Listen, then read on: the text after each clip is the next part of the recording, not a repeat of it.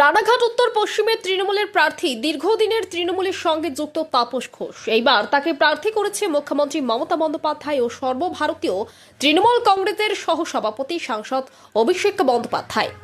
রানাঘাট উত্তর পশ্চিম বিধানসভা কেন্দ্রে গতবার এই কেন্দ্র থেকে জয়লাভ করেছিল বিজেপির পার্থসারথী চট্টোপাধ্যায়।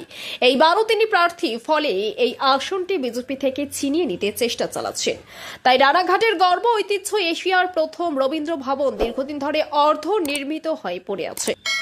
রাজনীতির পালাবদল হয়, ক্ষমতায় আসে তৃণমূল, এরপর অর্ধ নির্মিত হয়ে পড়ে আছে। তাই রবীন্দ্র ভবন পুনঃনির্মাণ করে রানাঘাটবাসীর গর্বের রবীন্দ্র ভবন তুলে দিতে চান তৃণমূলের প্রার্থী তাপস ঘোষ এই বিধানসভা নির্বাচনে জয়ী হয়ে।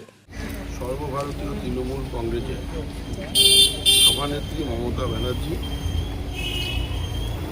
সর্বভারতীয় তৃণমূল কংগ্রেসের সাধারণ সম্পাদক আমাদের সেনাপতি অভিষেক ব্যানার্জি মনোনীত রানাঘাট উত্তর পশ্চিম বিধানসভা কেন্দ্রের প্রার্থী।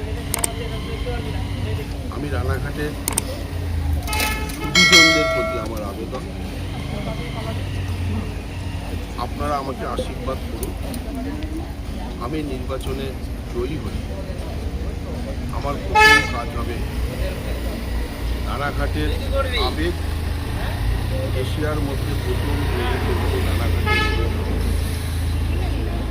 রানাঘাট শহরের নাগরিকদের আবেগকে আমি পুরো মাত্রায় অসম্পূর্ণ রবীন্দ্র ভবনটাকে আমি সর্বপ্রথম সম্পূর্ণ করব। দ্বিতীয়ত, রানাঘাটের একটা উন্নত মানের সুইমিং পুল আমি তৈরি করব। তৃতীয়ত হলো আমাদের রথতলাতে সাধারণ নাগরিকদের সুবিধার্থে একটা আন্ডারপাসের উদ্যোগী নেব। এই তিনটে কাজ রানাঘাট শহরে। যদি এখনও আমাদের খবরের দর্পণ চ্যানেলটি সাবস্ক্রাইব না করে থাকেন তাহলে এখনই সাবস্ক্রাইব করুন, সঙ্গে বেল বাটনটি ক্লিক করুন আর পেয়ে যান সব খবরের দ্রুত ভিডিও আপডেট।